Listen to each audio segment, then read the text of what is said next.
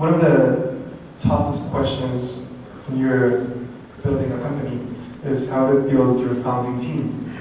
And a lot of people it's very difficult for us to understand how you build your team. So the question is, what is the ideal structure of the founding team of a company? Is it like one business and product lead and one tech lead, or is it two tech leads and one business lead? What should be the ideal skill set of the founders in startup?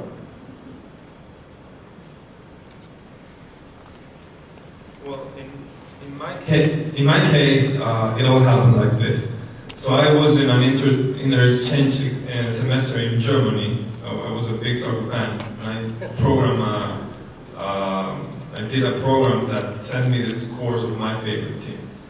So when I came back, I saw that it was a big idea and that we could do something great with mobile. So I started coding and 10, 15 hours a day, right?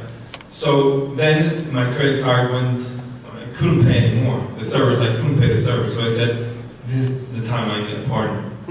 So one friend of mine was also he's a mathematician. He introduced me to another guy. He's a business-related guy. So I said, I'm the technical one, he's a business-related. So I think this mixture could do great, right? And so we started working. He did the business. His name was Sergio. He sold the banners for our site, and I coded. And then, I mean, there's Meditiempo has a good story here because it's a life story.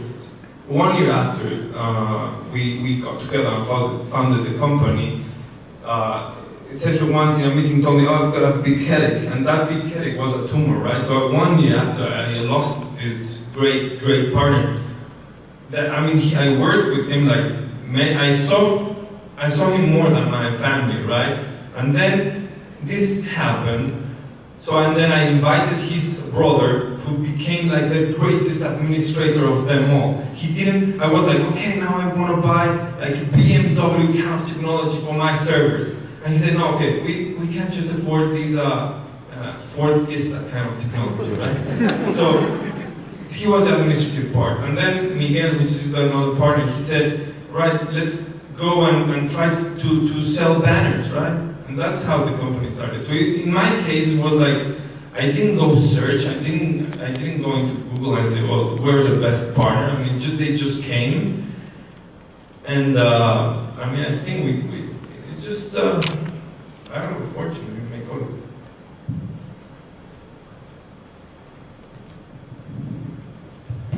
Yeah, so I have a similar story. So I started a company called Postini back in 1999, and my co-founder was almost the polar opposite of me. So my background is, I'm a Stanford-trained engineer. I worked at McKinsey. I wore a suit. I had run international businesses, and that was me. And my co-founder is like a 6'4" white guy who's a former Olympic athlete who barely graduated from college. And I guess the last part where he was opposite of me is in our previous company where we worked together.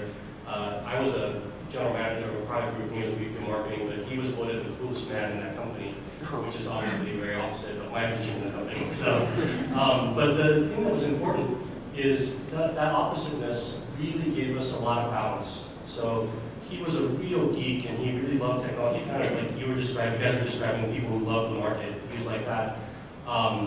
He was excellent with engineers. He was fantastic with customers. He made great technical decisions even though he wasn't a trained engineer.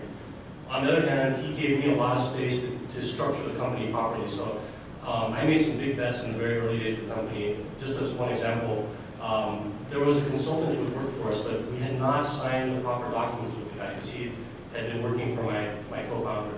So at the time when we really started running the company, the consultant came and said, yeah, I either own 1/3 of this company, or you guys have to pay me a huge amount of money for all the consulting. And my co-founder wanted to just give him the stock because we didn't have any cash. But I went ahead and I just took the money out of my own pocket and paid this consultant off, and it was thousands of dollars. But that was the kind of bet that he allowed me to make that was in my space. On his side, In the early days of the product design, he asked for a particular feature which I just couldn't believe was going to be important. And it turned out to be our second product, and it was the thing that essentially differentiated us from the rest of the industry, from just the visionary decision on a product decision he made. So I think having, I wouldn't say polar opposites, but complementary styles is probably, in my opinion, better than having two people who have very similar backgrounds. But what's important underneath that is that mutual respect. So he respected the decisions I had to make in my business area, and I respected the decisions he had to make in the technical areas. And I think that respect, or that fundamental confidence in each other is very important. And then the last thing I'll say is, so I work with a lot of startups now, and I get this question a lot actually. And a lot of founders who just start a company by themselves go and look for a co-founder, and then they'll come to me and they'll say, hey Shinya, I found a great co-founder, he's been engineering leader of X, Y, and Z companies, and I think I'm going to give him 10% of the company, and I'm going to keep 90%. And my advice always is, if this person is only worth 10% of the company, you probably should go find somebody who's 40% better. And then you can give them half the company, because back to that issue again of alignment of interests. I think if you have two guys starting a company, or a man and a woman, two women, whatever, if you guys are not equal, and then when you go through the roller coaster that Bismarck was talking about, one person's going to have a lot more at stake than the other person. And so the stresses of the company will tend to carry apart. So especially in the early days, I really strongly suggest trying to find a partner that you think is so good that you'd be willing to share half of your fortune with. And if you pick right, then you'll be happy with that.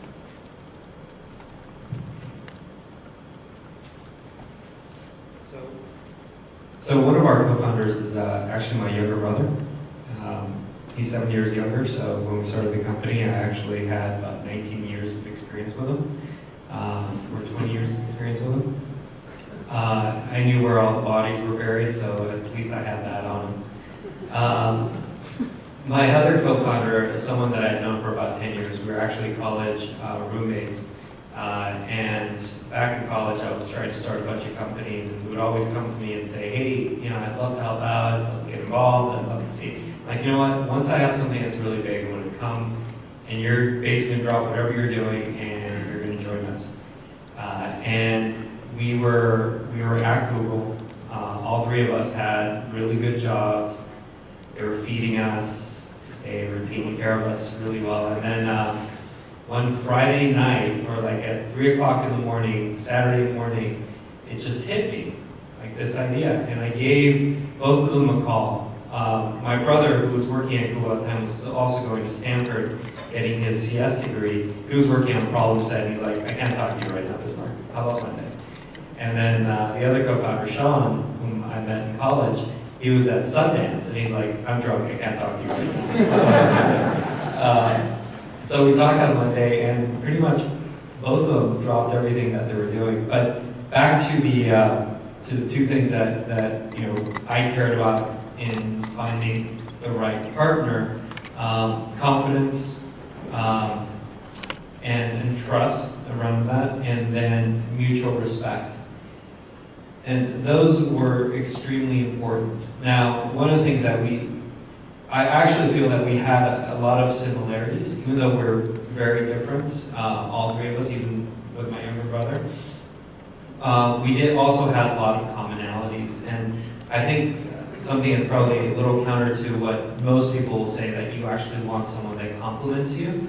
I think in the early days, there's so much going on that you do want a good team, but I think you want a lot of people who are like-minded in terms of where you're going to take the business. Because if you don't actually have that cohesiveness and general perspective on the world, then you're going to spend a lot of time arguing. And the good news is we actually didn't have that as we were starting the business. And so that was important to me, and if and when I do that again, like, that's going to be important to me again. And when I look at companies that I'm investing in, I try to see, especially in the early days, okay, they have to complement each other, but in terms of very important decisions, would they make the same decision? And if the answer is yes, then that probably means that there's a good match. Yeah, so just from my perspective as a seed investor, we like to see, if there's a team of 3 people, we want to see somebody who knows how to define the product, somebody who can build the product, and somebody who can sell the product. And there's a lot of different strengths that have to go around, a lot of different hats that the guys were working on.